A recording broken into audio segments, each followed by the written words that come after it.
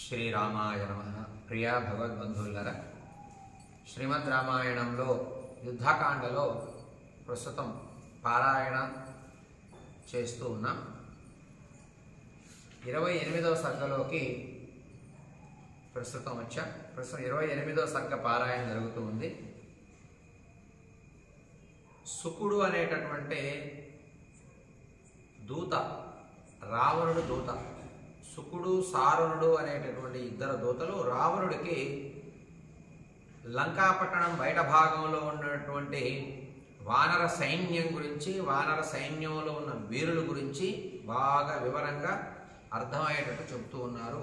రావణుడే అడగటం జరుగుతుంది, ఓ సుఖసారులారా, వానర సైన్యంలో బలవంతులు ఎవరయ్యా, వాళ్ళ పేర్లు, వారు ఎవరెవరు అనేది నాకు అర్థమయ్యేటట్టు చెప్పండి అని అడిగితే శుకుడు కొంతమంది గురించి చెప్తాడు, సారుణుడు కొంతమంది గురించి చెప్తాడు. అలా చెప్తూ మహేంద్రుడి గురించి, ద్వివిధుడి గురించి, అంగదుడి గురించి, జాంబవంతుడి గురించి, ఇలా అందరి గురించి చెప్పుకుంటూ రాముడి దగ్గరికి వస్తారు. అదిగో కనబడుతున్నాడు, చూసావా రావణ, హనుమంతుడు పక్కన ఉన్నాడే, నీలమేఘ ఛాయతో ఉన్నాడు, పద్మపత్రాల వంటి నేత్రాలతో గొప్ప తేజస్సుతో ఉన్నాడే, అతనేనయ్యా రాముడంటే. మహారాజా రావణ, యశ్చేషోనంతరశూరః శ్యామః పద్మనిభేక్షణః ఇక్ష్వాకూనామధిపతో మతిరథో లోకే విశ్రుత పౌరుషః. మహారాజా, హనుమంతుడికి దగ్గరగా కూర్చొని ఉన్నాడే, నీలమేఘ ఛాయ, నీల దేహంతో ఉన్నాడు, గొప్ప రూపంతో, పద్మపత్రాల నేత్రాలు కలిగినటువంటి వాడు సూర్యుడు రాముడు. శూరత్వం కనబడుతుందయ్యా, వీరుడయ్యా, ఆయన ముందు ఎవరో నిలబడలేరు యుద్ధానికి అన్నాడు. అంతేకాదు మహారాజా, ఇక్ష్వాకు వంశంలో అతిరథుడు అతను, లోకంలో ప్రసిద్ధమైనటువంటి పౌరుషం కలిగినటువంటి వాడు, గొప్ప పరాక్రమం పౌరుషం ఉన్నటువంటి వాడు శ్రీరాముడు. అతను ఎప్పుడూ కూడా ధర్మం నుండి పక్కకు తప్పుకోడయ్యా రాముడు, అతని నుండి కూడా ధర్మం పక్కకు తప్పుకోదు, ధర్మం అతని నుండి తప్పుకోదు, అతను కూడా ధర్మం నుండి పక్కకు తప్పుకోడయ్యా. యస్మిన్ చలతే యస్మిన్ నచలతే ధర్మం యో ధర్మం నాతివర్తతే. ధర్మాన్ని అతను ఎప్పుడు తప్పి నడవడు, ధర్మం కూడా అతన్ని వీడి ఉండదు, అంత గొప్పవాడయ్యా అతను. యో బ్రాహ్మమస్త్రం వేదాంశ్చ వేద వేద విదంవరః. ధర్మం బాగా తెలిసినటువంటి వాడు, ధర్మాన్ని బాగా ఆచరించేవాడు, అంతేకాకుండా బ్రహ్మాస్త్రం బాగా ప్రయోగించడం తెలిసినటువంటి వాడయ్యా శ్రీరాముడు అని రాముడు గురించి వర్ణిస్తూ, అతని రూపాన్ని చూపిస్తూ, అతని గుణాలన్నీ చెబుతూ పరాక్రమం గురించి చెప్తున్నాడు శుకుడు. బ్రహ్మాస్త్రం వేయటంలో అతనికి మించిన వాడు లేడయ్యా అని చెబుతూ, బాణాలు కనుక ప్రయోగిస్తే యో బింధ్యాద్ గగనం బాణైర్ మేదినీం వాపిదారయేతు.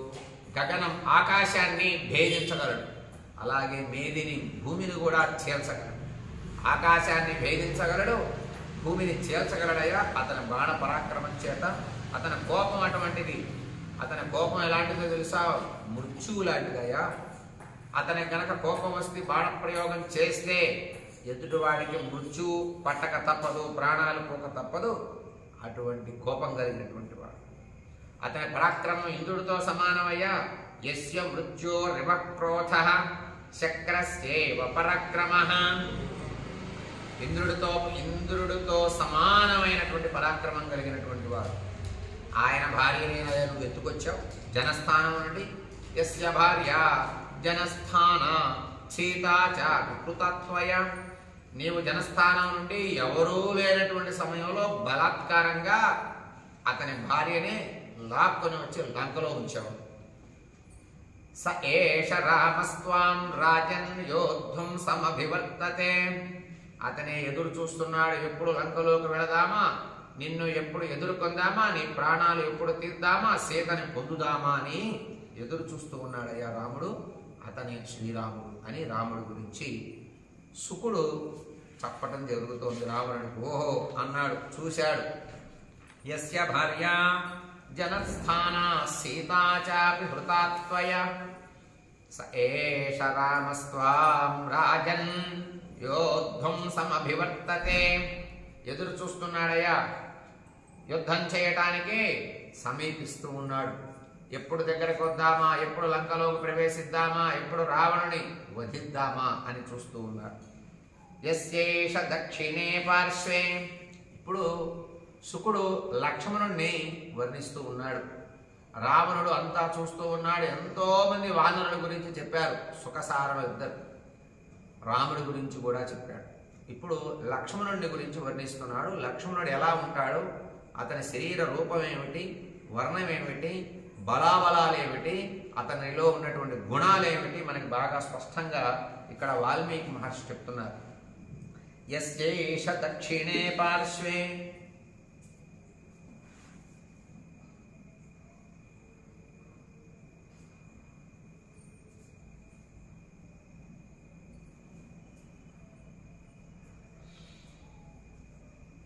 శుద్ధజాంబూనద ప్రభః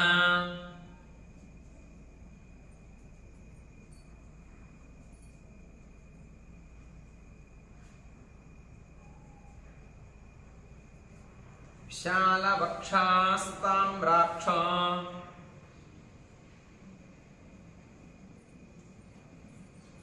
విశాలవక్షాస్తామ్రాక్షో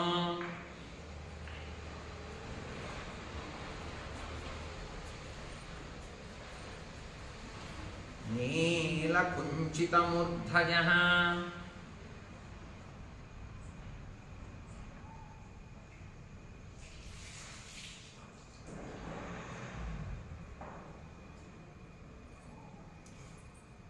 ఏషో హి లక్ష్మణో నామ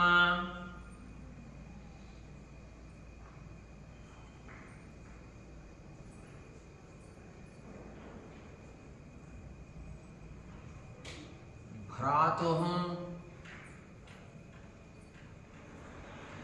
ప్రియహితే రతః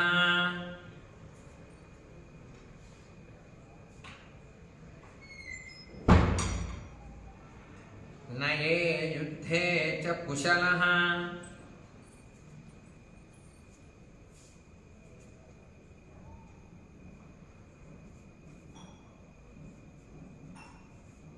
సర్వశస్త్రభృతాం వరః.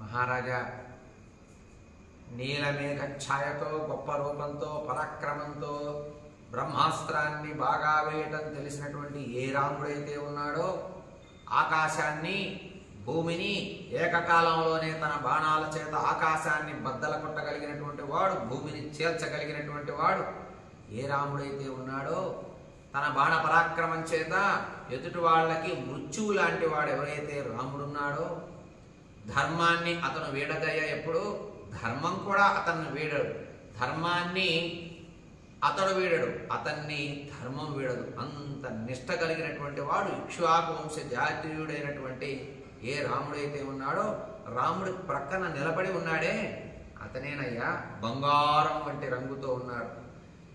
యస్య దక్షిణే పార్శ్వే శుద్ధ జాంబూనద ప్రభః విశాలవక్షాస్తామ్రాక్షో నీలకుంచితమూర్ధజః. రావణ బంగారం వంటి కాంతితో ఉన్నాడే అతనేనయ్యా లక్ష్మణుడు. రాముడు పక్కన నిలబడి ఉన్నాడు కదా, గొప్ప వక్షస్థలం ఉంది, వీరత్వం కనబడుతుంది అతనిలో. తామ్రాక్ష, అతని కళ్ళు చూసావా, నేత్రాలు ఎర్రగా ఉన్నాయి, బంగారం వంటి నేత్రాలతో ఎర్రగా ఉన్నాడు. అలానే నీలకుంచితమూర్ధజః,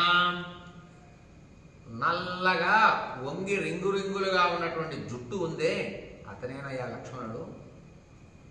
అంతేకాదు రాముడికి సోదరుడితను, చాలా హితం. రాముడు హితాన్ని కోరతాడు, అన్న స్నేహాన్ని, అన్న హితాన్ని కోరి అన్నకి ఏ విధంగా మంచి జరుగుతుందో అటువంటి పనులే చేయడానికి ఇష్టపడతాడట. అంతేకాదు సకల ఆయుధధారుల్లో శ్రేష్ఠుడు. ఏ ఆయుధాన్నైనా ధరించగలడు, ఏ ఆయుధంతో అయినా యుద్ధం చేయగలడు. నీతి యందు యుద్ధమునందు చాలా సమర్థుడయ్యా. యుద్ధం చేయటంలో సమర్థుడే, నీతి కలిగినటువంటి యుద్ధం చేయటంలో గొప్ప సమర్థుడు. నీతి తప్పి, ధర్మం తప్పి, న్యాయం తప్పి యుద్ధం చేయడయ్యా. అటువంటి గొప్ప గొప్ప గుణం కలిగినటువంటి వాడు లక్ష్మణుడు. చూసావు కదా, బంగారు వర్ణంతో ఉన్నాడు లక్ష్మణుడు. ఆయన ప్రక్కన కూర్చొని ఉన్నటువంటి వ్యక్తి రాముడు. ఆయన నీలవర్ణ ఛాయలో ఉన్నాడు, ఆకాశం వర్ణంలో ఉన్నాడు. ఇతను బంగారు రంగులో ఉన్నాడు, నిలబడి ఉన్నాడు లక్ష్మణుడు అని లక్ష్మణుడి గురించి వర్ణిస్తున్నాడు. వర్ణించి చెప్పాడు, అమర్షి దుర్జయో జేత విక్రాంతో బుద్ధిమాన్ బలి రామస్య దక్షిణో బాహుర్నిత్యం ప్రాణో బహిశ్చరః. చాలా కోప స్వభావి లక్ష్మణుడు. ఎంత కోపం అంటే ఇంత అంత అని చెప్పలేమయ్యా. జయింపశక్యం కానటువంటి వాడు, అసలు ఎదుర్కోలేము ఎవరు అతని కోపాన్ని ఎవరూ చూడలేరు. బుద్ధిమాన్ అంతేనా, బుద్ధిమంతుడు, ఎప్పుడు ఏమి చేయాలో ఎలా నడవాలో బాగా తెలిసినవాడు. బలి గొప్ప బలం పరాక్రమం కూడా కలిగిన వాడయ్యా.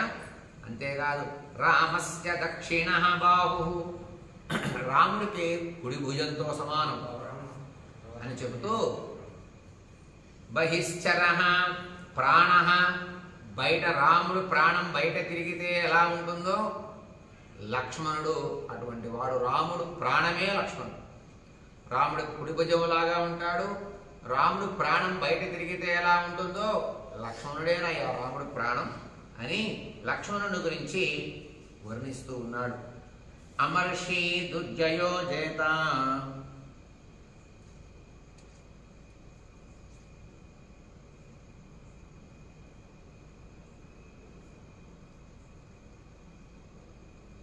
విక్రాంతో బుద్ధిమాన్ బలి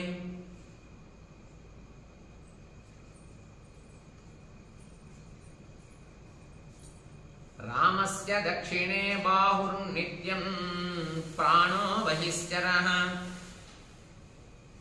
రామస్య దక్షిణో బాహు నిత్యం ప్రాణో బహిశ్చరః.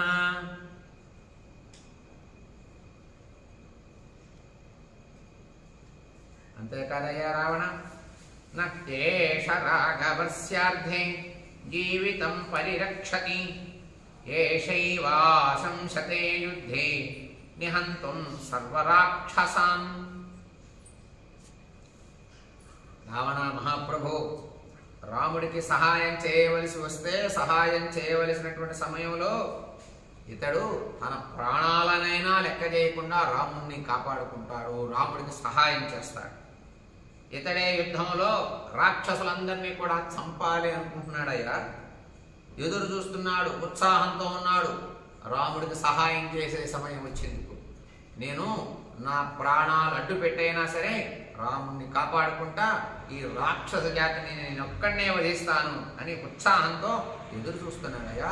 ఈ బంగారు వర్ణం కలిగినటువంటి లక్ష్మణుడు, రింగులు రింగులుగా తిరిగినటువంటి జుట్టు కలిగినటువంటి వాడు, విశాలమైన వక్షస్థలం కలిగినటువంటి వాడు, రాముడికి కుడి భుజంతో సమానమైనటువంటి వాడు, రాముడు ప్రాణమే బయట తిరుగుతుందా అన్నట్లు ఉండేటటువంటి వాడు, రాముడికి హితం చేయాలి అని ఎదురు చూసేటటువంటి వాడు, రాముడికి ఏది ఇష్టమో అదే ఆచరించేటటువంటి వాడు లక్ష్మణుడయ్యా. నీతి యందు గొప్ప గుణం కలిగినటువంటి వాడు లక్ష్మణుడు అని లక్ష్మణుడిని వర్ణిస్తూ ఉన్నాడు. బహిశ్చరః నేష రాఘవస్యార్థే,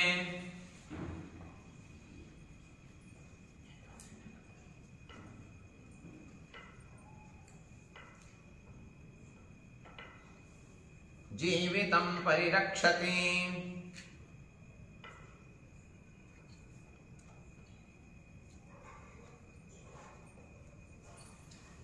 ఏషైవాశంసతే యుద్ధే,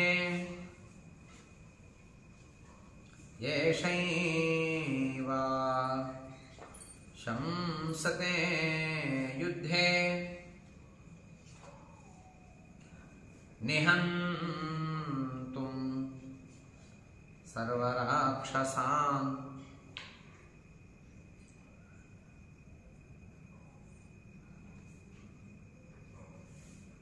యస్తు సవ్యమసౌ పక్షం రామస్యాశ్రిత్య తిష్టతి రక్షో గణపతి క్షిప్తో రాజా ఏష విభీషణః. రాముడి ఎడమ ప్రక్కన ఉన్నాడే, రాముడికి కుడి ప్రక్కన ఉన్నటువంటి వాడు లక్ష్మణుడు. రాముడికి ఎడమ పక్కన ఉన్నాడే, నలుగురున్నారు మధ్య రాక్షసులు, నలుగురు మధ్యలో ఉన్నాడు. నలుగురు రాక్షసుల మధ్య ఉన్న ఎవరైతే ఉన్నారో రాజైనటువంటి వాడు అతనేనయ్య విభీషణుడు అని రావణుడికి విభీషణుడు పరిచయం చేస్తూ ఉన్నాడు. వానర సైన్యంలో చేరాడు కదా విభీషణుడు.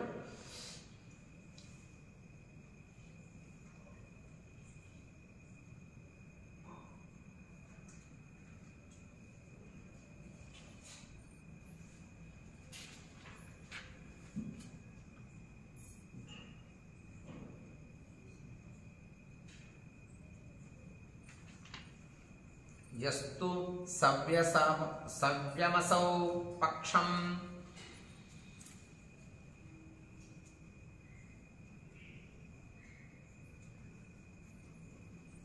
యస్తు సవ్యమసౌ పక్షం రామస్యాశ్రిత్య తిష్టతి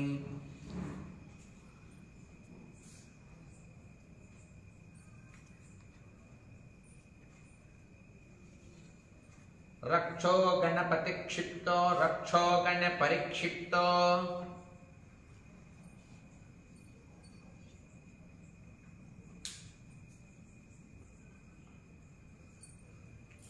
రాజా ఏష విభీషణః.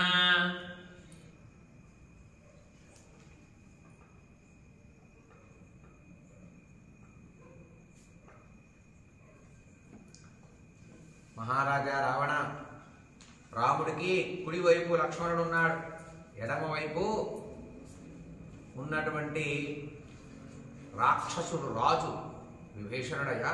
అతని చుట్టూ నలుగురు రాక్షసులు ఉన్నారు. శ్రీమత రాజరాజేన లంకాయామభిషేవితః త్వామేవ ప్రతి సంరబ్ధో యుద్ధాయేషోభివర్తతే. మహారాజా రావణ, రాముడికి ఎడమ పక్క నిలబడి భక్తి శ్రద్ధలతో నిలబడి ఉన్నాడే అతనేనయ్యా విభీషణుడు. అతన్ని రాముడట లంకకి రాజుగా అభిషేకం చేశాడట. నీవే లంకకి రాజు అని ప్రకటించాడయ్యా. నిన్ను గూర్చి చాలా కోపంగా ఉన్నాడు విభీషణుడు. అంతేకాదు యుద్ధం చేయటానికి సిద్ధంగా ఉన్నాడు. లంక వైపే చూస్తున్నాడు. నీపైన కోపంగా ఉన్నాడు ఆ విభీషణుడు. ఈ విభీషణుణ్ణి రాముడు నీవే లంకకి రాజువి అని ప్రతిజ్ఞ చేసి ప్రకటించి నీరు చల్లి మరీ రాజును చేశాడట. ఆ విభీషణుడు ఎదురు చూస్తూ ఉన్నాడు, లంక పైకి ఎప్పుడు యుద్ధానికి వద్దామా అని. లంక వైపు చూసేటటువంటి విభీషణుడు చూపించాడు ఈ శుకుడు. శ్రీమత రాజరాజేన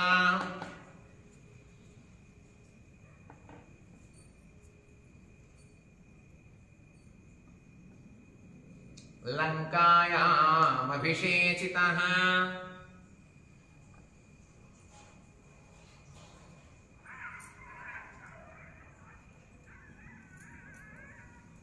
త్వామేవ ప్రతి సంరబ్ధో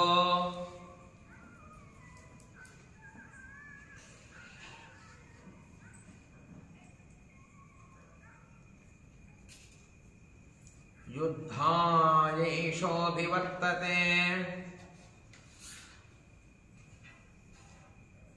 యుద్ధాయేషోభివర్తతే.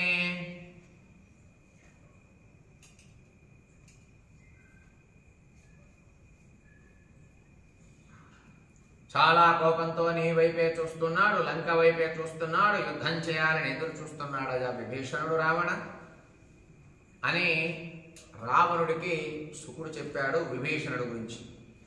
అంతేకాదు యంతు పశ్యసి తిష్టంతం మధ్యే గిరి వివాచలం సర్వశాఖాం మృగేంద్రాణాం భక్తారం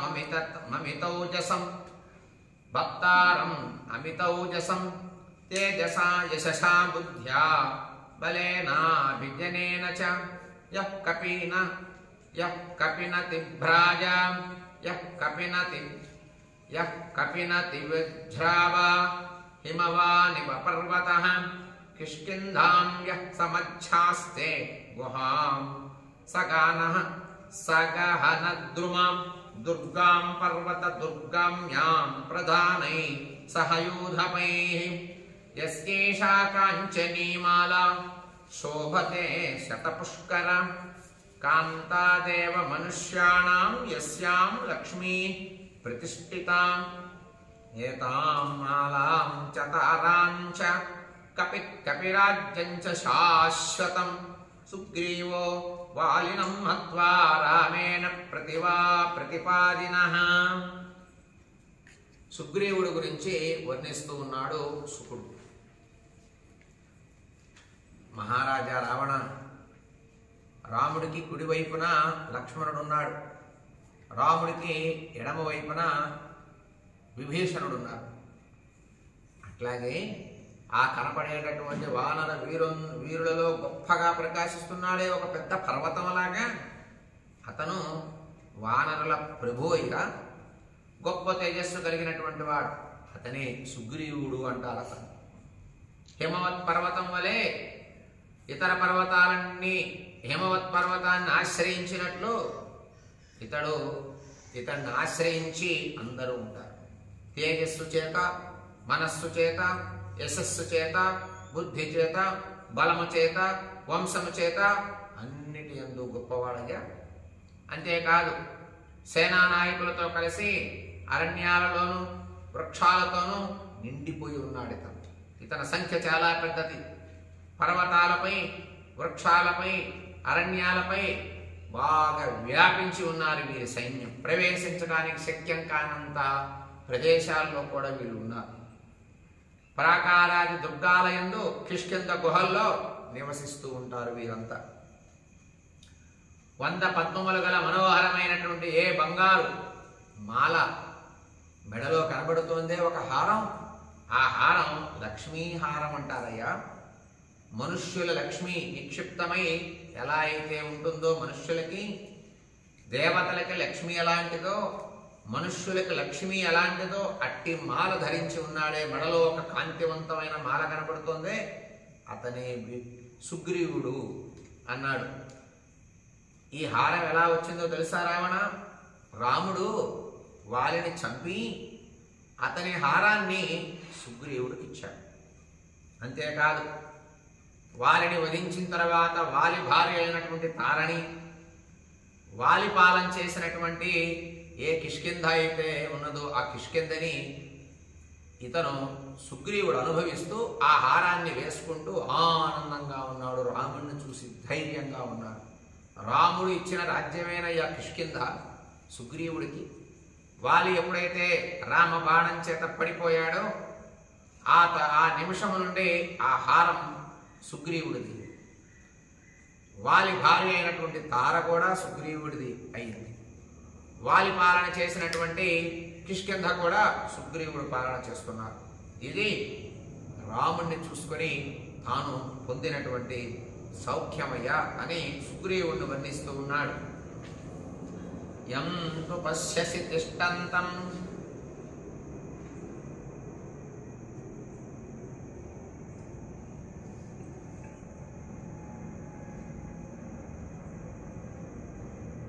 మధ్యే గిరి వివాచలం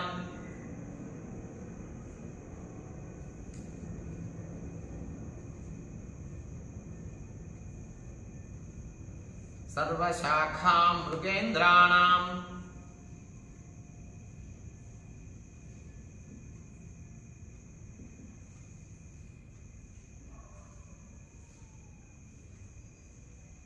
భక్తారమమితౌజసం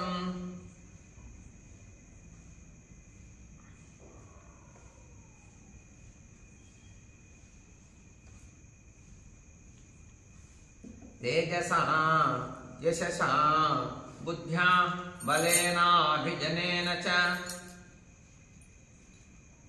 తేజసా యశసా బుద్ధ్యా బలేనాభిజనేన చ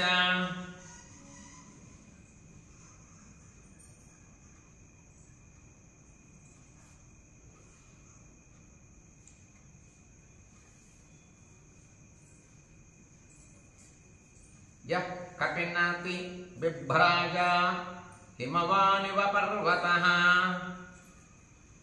యః కపినతి బిభ్రాజ కపీనతి భజ్రా కపినతి భ్రాజ కపీనతి భభ్రాజ హిమవానివ పర్వతః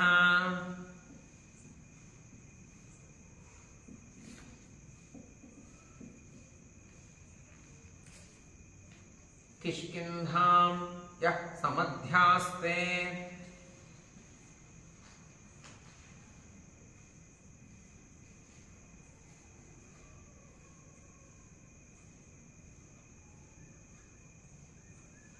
గుహాం సగహనద్రుమాం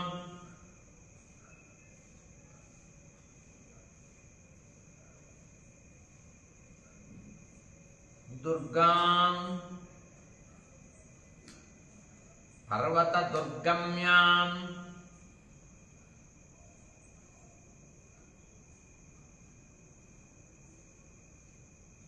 ప్రధానైః సహ యూథపైః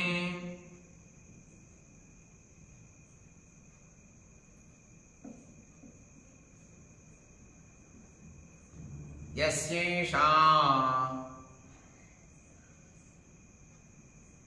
కాంచనీమాలా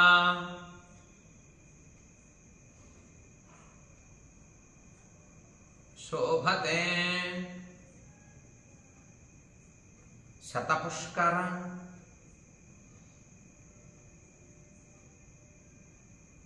కాంతాదేవ మనుష్యాణాం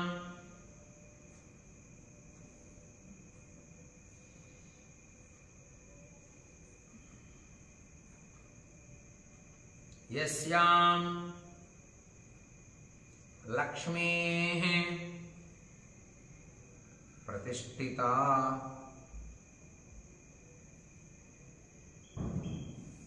ఏతాం మాలాం చ తారాం చ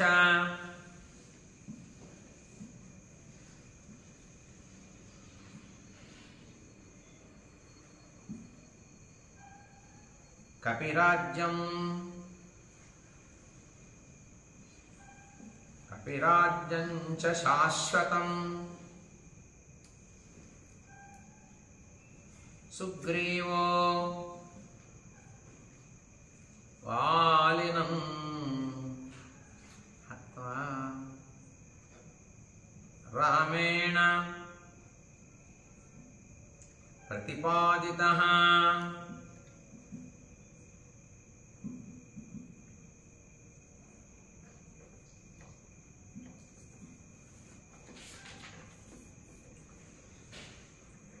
శాశ్వతమైనటువంటి రాజ్యాన్ని శాశ్వతమైనటువంటి లక్ష్మిని ఇచ్చాడయా రాముడు సుగ్రీవుడికి. శతం శత సహస్రాణం కోటిమాహు మైవేషిణః కోటిమాహుర్మనీషిణః శతం కోటి సహస్రాణం శంకురిత్యభిధీయతే. శుకుడు ఇప్పటి వరకు వానర వీరులందరి గురించి కూడా చెప్పినటువంటి సుఖసారణులు ఇద్దరు రాముడు గురించి చెప్పారు, లక్ష్మణుడి గురించి చెప్పారు, విభీషణుడి గురించి చెప్పారు, సుగ్రీవుడి గురించి చెప్పి ఇక ఎంతమంది వానరులు యుద్ధానికి వచ్చారు అనేటటువంటి ఒక లెక్కకొచ్చారు. ఆ విధానం చాలా చక్కగా వాల్మీకి మహర్షి వర్ణిస్తూ ఉన్నారు. రావణ 100 లక్షలు 1 కోటి అని అంటారు కదా. 100 లక్షలు కనుక ఉంటే 1 కోటి మంది ఉన్నారయ్యా అంటారు.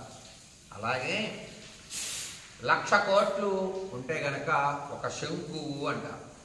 100 లక్షల మంది ఉంటే 1 కోటి మంది ఉన్నట్లు, 100 కోట్లు 1,00,000 కోట్లు కనుక ఉంటే 1 శంకువు ఉన్నట్టు ఆ సంఖ్యకి. శతం శంకు సహస్రాణం మహాశంకురితి స్మృతః. 1000 శంకువులు 1 మహాశంకువు అంటారు. 1000 మహాశంకువులు వృందము అని పేరు. అలాగే 1000 వృందములు మహావృందము అంటారు. 1000 మహావృందములు ఉన్నటువంటి సంఖ్యకి పద్మము అని పేరు. 1000 పద్మములు ఉండేటటువంటి దానికి మహాపద్మము అని పేరు. 1000 మహాపద్మములు ఉన్నటువంటి సైన్యానికి ఖర్వము అని పేరు. 1000 ఖర్వములు ఉన్నటువంటి సైన్యానికి మహాఖర్వము అని పేరు. 1000 మహాఖర్వములు ఉన్నటువంటి దానికి సముద్రము అని పేరు. 1000 సముద్రములు ఉన్నటువంటి సైన్యానికి ఓఘము అని పేరు. 1000 ఓఘములు ఉన్నటువంటి సైన్యానికి మహౌఘము అని పేరు. ఇలా ఉందయా సంఖ్య. ఇలా పేర్లు పెట్టుకొని సమూహాలుగా ఉన్నారు. ఎటు చూసినా వానరులే ఉన్నారు. ఎక్కడ లెక్క పెట్టగలం, ఎటు నుంచి లెక్క పెట్టగలం, ఎంతవరకు అంతం ఉన్నదో అర్థం కావట్లేదు. మహారాజా, గొప్ప పరాక్రమం కలిగినటువంటి వాడు, నిత్యము గొప్ప సైన్యంతో కూడినటువంటి వానర రాజు అయినటువంటి సుగ్రీవుడు విభీషణుడితో కూడి మంత్రులతో కూడి యుద్ధం నిమిత్తం నీ మీదకే రావటం కోసం సిద్ధంగా ఉన్నారు. ఈ సమూహం అంతా నీకు లెక్క చెప్పా, మొత్తాన్ని చూశాను. ఈ ప్రజ్వలించేటటువంటి వీరంతా ఉన్నారే, గ్రహాలతో సమానమైనటువంటి వాళ్ళు వచ్చి వానరసేన చూశావు. మరి నీవు గనక వెళ్ళి యుద్ధం చేస్తే ఎలా ఉంటుందో ఈ సైన్యంతో అని ఎదురువారు నుంచి పరాభవం కలగకుండా ఉండేటట్లు చేసుకోవయ్యా నువ్వు మహారాజా. ఇంత సైన్యం, ఇంత వీరులు, ఇంతమంది పరాక్రమం కలిగినటువంటి వాళ్ళు ఉన్నారు. వీళ్ళందరూ ఒక ఎత్తు, రాముడే ఒక ఎత్తు. వీళ్ళందరి చేతుల్లో నీకు పరాభవం రాకుండా చూసుకో మహారాజా అన్నాడు శుకుడు. అని చెప్పి నమస్కరించి నిలబడ్డాడు. రావణుడు అంత క్షుణ్ణంగా చూస్తూ ఉన్నాడు. శతం శత సహస్రాణం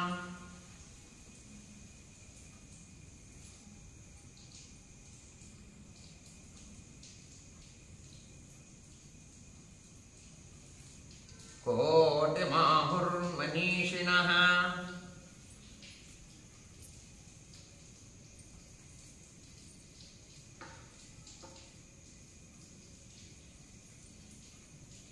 శతం కోటి సహస్రాణం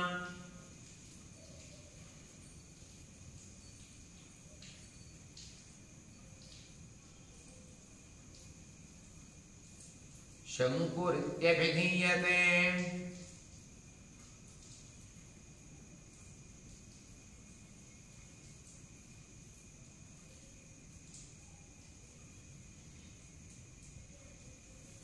శతం శంకు సహస్రాణం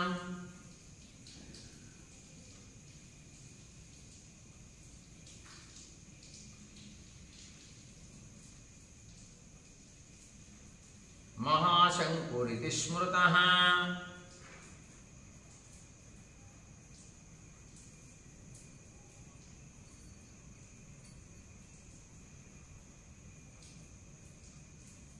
మహాశంకు సహస్రాణం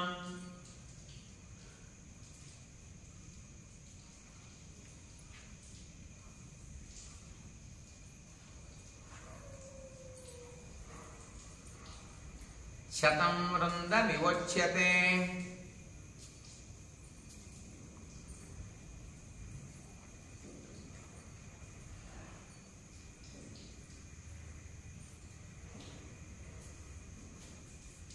శతం వృంద సహస్రాణం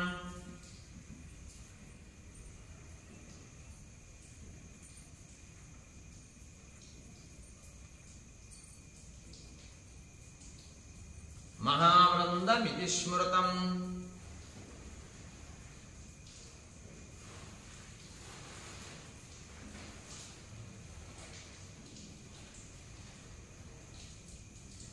మహావృంద సహస్రాణం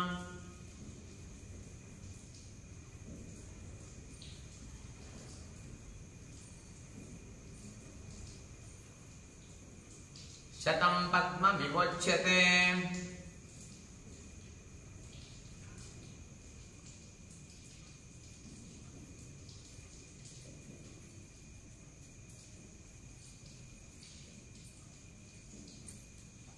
శతం పద్మ సహస్రాణం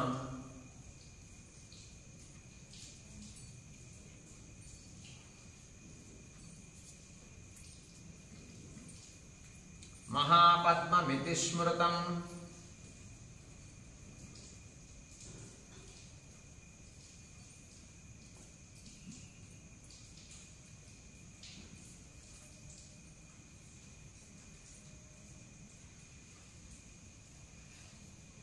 మహాపద్మ సహస్రాణం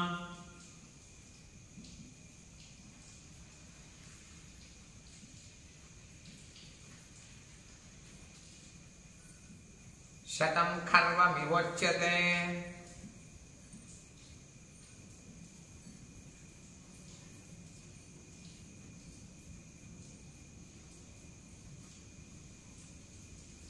శతం ఖర్వ సహస్రాణం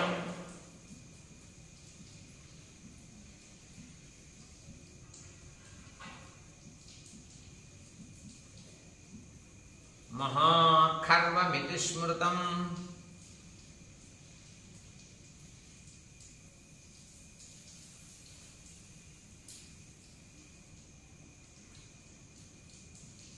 మహాఖర్వ సహస్రాణం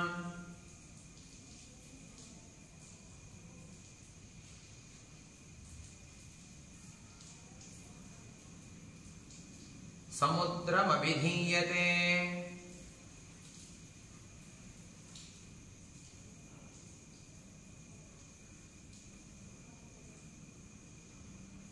శతం సముద్ర సాహస్రమోఘ ఇత్యభిధీయతే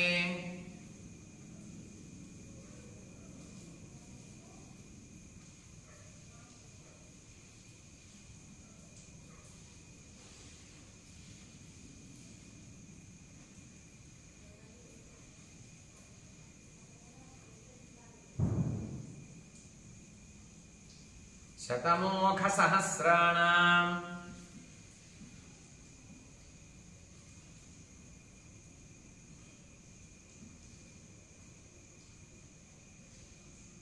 మహోఘ ఇతి విశ్రుతః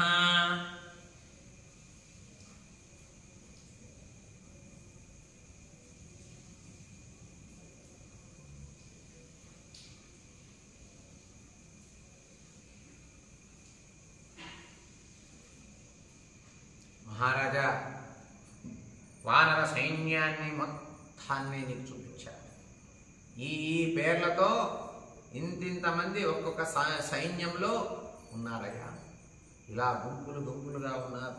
లెక్క పెట్టడానికి వీలులేనంత మంది ఉన్నారు.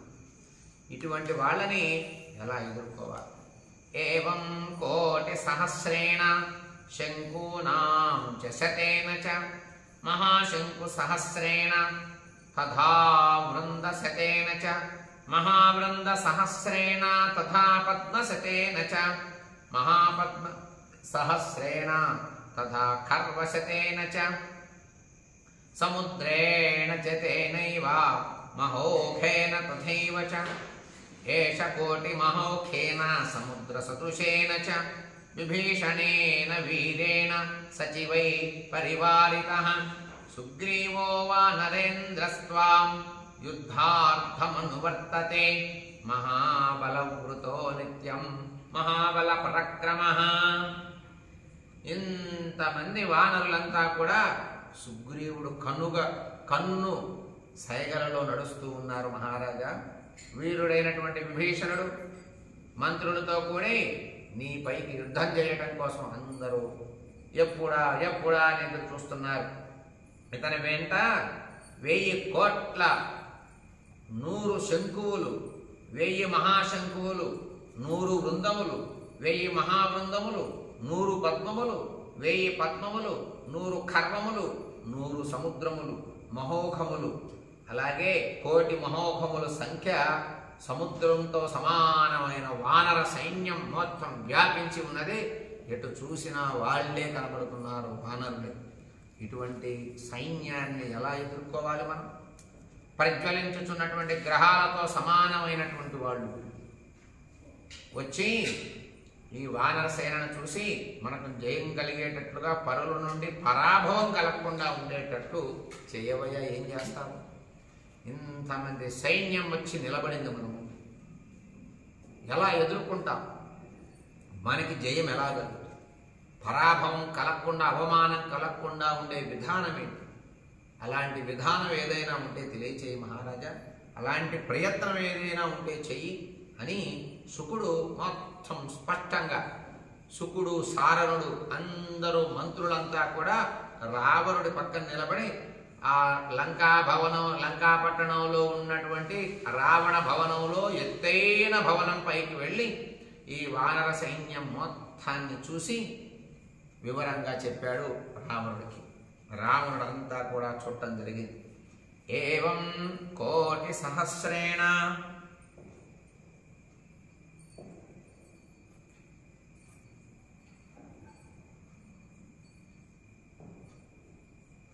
శంకూనాం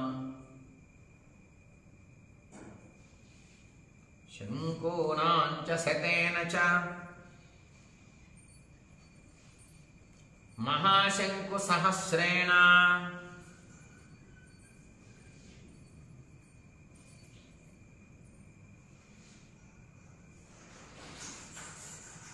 తథా వృంద శతేన చ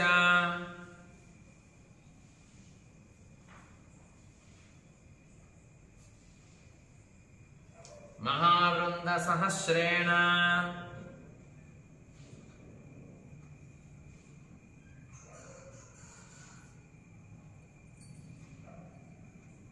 తథా పద్మశతేన చ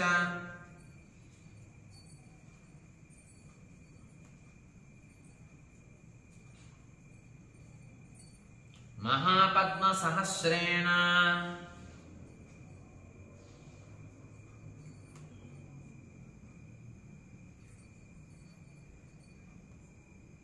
తథా ఖర్వశతేన చ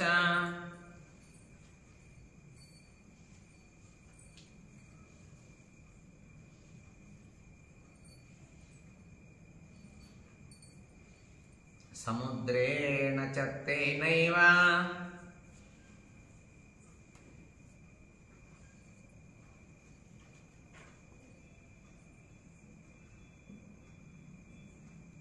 మహోఘేన తథైవ చ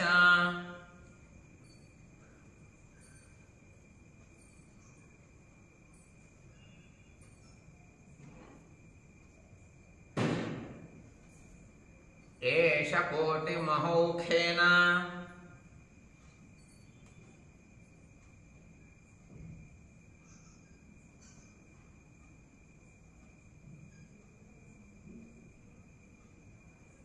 సముద్ర సదృశేన చ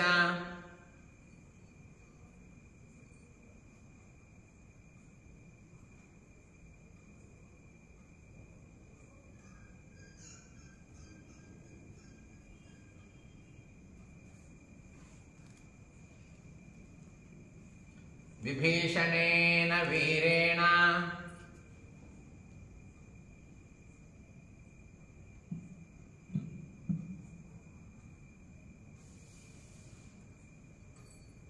సచివైః పరివారితః సుగ్రీవో వానరేంద్రస్త్వాం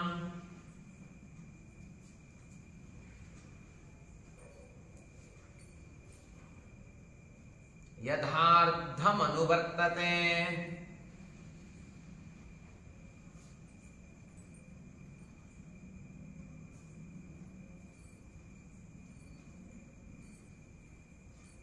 మహాబలవృతో నిత్యం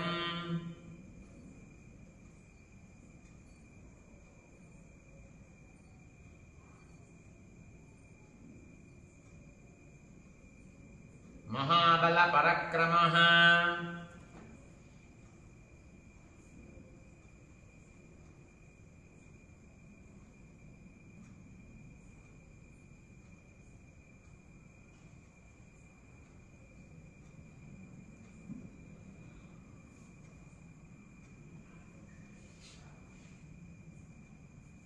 అందరూ కూడా వానర సైన్యంతో ఎదురు చూస్తూ ఉన్నారయ్యా మహారాజా రావణ.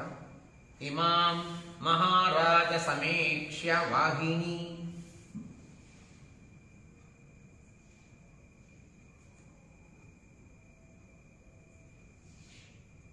మహారాజ సమీక్ష్య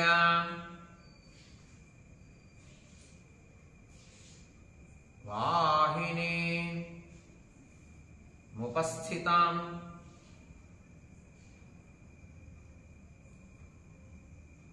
ప్రజ్వలిత గ్రహోపమాం.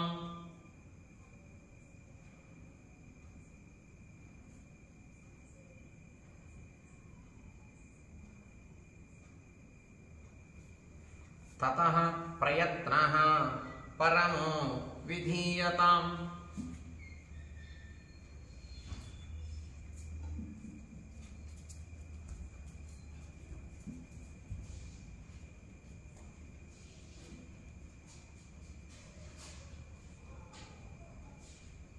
యథా జయః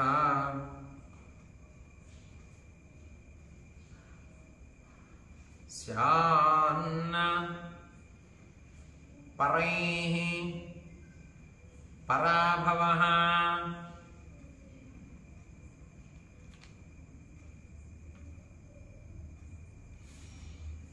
మహారాజా రావణ ప్రజ్వలించుతున్న గ్రహాలతో సమానమైనటువంటి వాళ్ళు ఈ వానరు.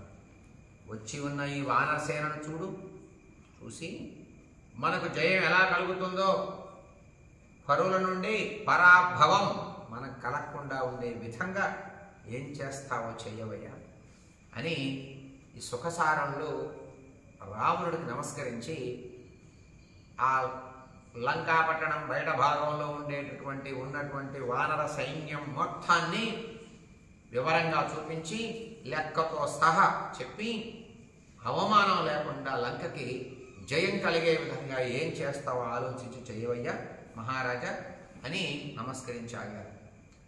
ఇత్యార్షే శ్రీమద్ రామాయణే ఆదికావ్యే యుద్ధకాండే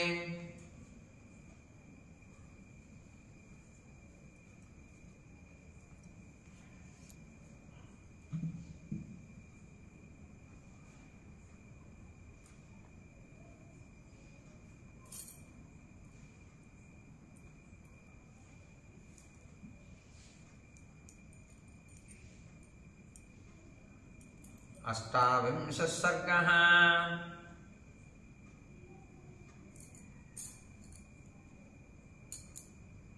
సంపూర్ణం.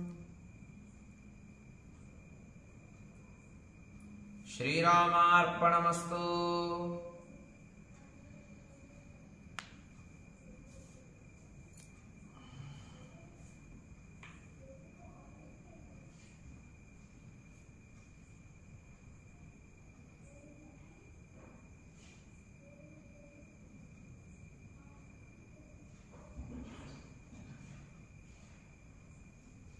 ఏవమేతత్పురావృత్తమాఖ్యానం భద్రమస్తు వః. ప్రవ్యాహరత విశ్రద్ధో బలం విష్ణోః ప్రబద్ధతాం. ఈ విధంగా సుఖసారణులు రావణుడికి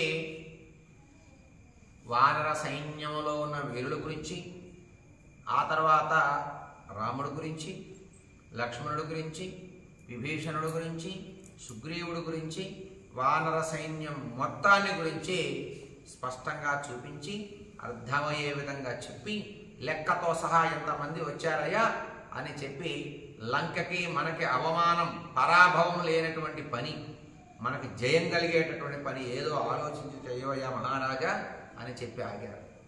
ఆగిన తర్వాత రావణుడికి ఆగ్రహం వచ్చింది. సుఖసారణుల్ని నిందించాడు, తిట్టాడు, అరిచాడు. సభ నుండి వెళ్ళిపోండి ఇక్కడి నుంచి మీరు అని అరిచేసి వాళ్ళని అక్కడి నుంచి బయటికి పోమన్నాడు. అంతేకాదు గూఢచారులను పంపించి రాముని అనుగ్రహం చేత వాళ్ళు వానరుల నుండి బాధ నుండి బయటపడి లంకని తిరిగి కొట్టించారు. కొంతమంది మళ్ళీ గూఢచారులను పంపించాడు. పంపిస్తే మళ్ళీ రాముడు వాళ్ళు అనుగ్రహించి క్షమించి దూతలను చంపకూడదయ్యా, రాజు పంపిస్తే వచ్చారు వాళ్ళు తెలుసుకోవాలనుకునేదేదో వాళ్ళు తెలుసుకుంటారు, పంపించేయండి అని మళ్ళీ రాముడు పంపించడం మనకి 19 అంటే 29వ సర్గలో మనకు కనబడుతూ ఉంది. అది రేపు మనం పారాయణ చేసుకుందాం. ఇప్పటి వరకు సుఖసారణలు చెప్పినటువంటివన్నీ విన్నాడు. సుఖసారణలు కూడా దూతలుగా పంపించినటువంటి వాడే రావణుడు. ఒకానొక దశలో గూఢచారులుగా వచ్చిన వాళ్ళే వీళ్ళు కూడా కోతుల వేషాలు ధరించి మరీ వచ్చారు. అటువంటి వేళని రాముడు అనుగ్రహించి ఏం ప్రాణాలు తీయకుండా కొండయాన్ని పంపించాడు. చూసినటువంటి లంక పట్టణం బయట భాగంలో ఉన్న వానరులు చూసినటువంటి వీళ్ళు రావణుడికి అంతా చెప్పారు. చెప్పినటువంటి సందర్భంలో రావణుడికి కోపం వచ్చింది. మీరు ఇక్కడి నుంచి గోండి అని చెప్పేసి వాళ్ళ కోపంతో ఛేదరించుకొని విసుక్కొని వేరే గూఢచారులను మళ్ళీ పంపిస్తాడు. అప్పుడు మళ్ళీ పట్టుకుంటారు వానరులు ఆ గూఢచారులు. ఆ యొక్క సందర్భం మనకి ఈ సర్గలో కనబడుతుంది. రేపు మనం పారాయణ చేసుకుందాం. లాభస్తేషాం జయస్తేషాం కుతస్తేషాం పరాభవః ఏషామిందీవరస్యామో హృదయే సుప్రతిష్ఠితః కాలే వర్షతు పర్జన్య పృథివీ సస్యశాలిని దేశోయం క్షోభరహితో బ్రాహ్మణాః సంతు నిర్భయాః కావేరీ వర్ధతాం కాలే కాలే వర్షతు వాసవః శ్రీరంగనాథో జయతు శ్రీరంగశ్రీశ్చ వర్ధతాం స్వస్తి ప్రజాభ్యః పరిపాలయంతాం న్యాయేన మార్గేణ మహిం మహిషాః గోబ్రాహ్మణేభ్యः శుభమస్తు నిత్యం లోకాः సమస్తాः సుఖినో భవంతు. మంగళం కోసలేంద్రాయ మహనీయ గుణాబ్ధయే చక్రవర్తి తనూజాయ సార్వభౌమాయ మంగళం. వేద వేదాంత వేద్యాయ మేఘశ్యామల మూర్తయే పుంసాం మోహన రూపాయ పుణ్యశ్లోకాయ మంగళం. విశ్వామిత్రాంతరంగాయ మిథిలా నగరీ పతేః భాగ్యానాం పరిపాకాయ భవ్య రూపాయ మంగళం. పితృభక్తాయ సతతం భ్రాతృభిః సహ సీతయా నందితాఖిల లోకాయ రామభద్రాయ మంగళం. చక్రసాకేతవాసాయ చిత్రకూట విహారిణి సేవ్యాయ సర్వయమినాం ధీరోదారాయ మంగళం. సౌమిత్రినాతి జానక్యా చాపబాణాసిధారిణే సంసేవ్యాయ సదా భక్త్య స్వామినే మమ మంగళం. దండకారణ్యవాసాయ ఖండితామరశత్రవే గృధ్రరాజాయ భక్తాయ ముక్తిదాయాస్తు మంగళం. సాదరం శబరే దత్త ఫలమూలాభిలాషిణే సౌలభ్య పరిపూర్ణాయ సత్వోద్రిక్తాయ మంగళం. హనుమత్సమవేతాయ హరీషాభీష్టదాయినే వాలి ప్రమథనాయాస్తు మహాధీరాయ మంగళం. శ్రీమతే రఘువీరాయ సేతూల్లంఘిత సింధవే జితరాక్షసరాజాయ రణధీరాయ మంగళం. ఆసాద్య నగరీం దివ్యామభిషిక్తాయ సీతయా రాజాధిరాజరాజాయ రామభద్రాయ మంగళం. మంగళాశాసనపరైర్మదాచార్య పురోగమైః సర్వైశ్చ పూర్వైరాచార్యై సత్కృతాయాస్తు మంగళం. కాయేన వాచా మనసేంద్రియైర్వా బుద్ధ్యాత్మనా వా ప్రకృతే స్వభావాత్ కరోమి యజ్ఞ సకలం పరస్మై నారాయణాయేతి సమర్పయామి. యదక్షరపదభ్రష్టం మాత్రాహీనం త్వయద్భవేత్ తత్సర్వం క్షమ్యతాం దేవ నారాయణ నమోస్తుతే.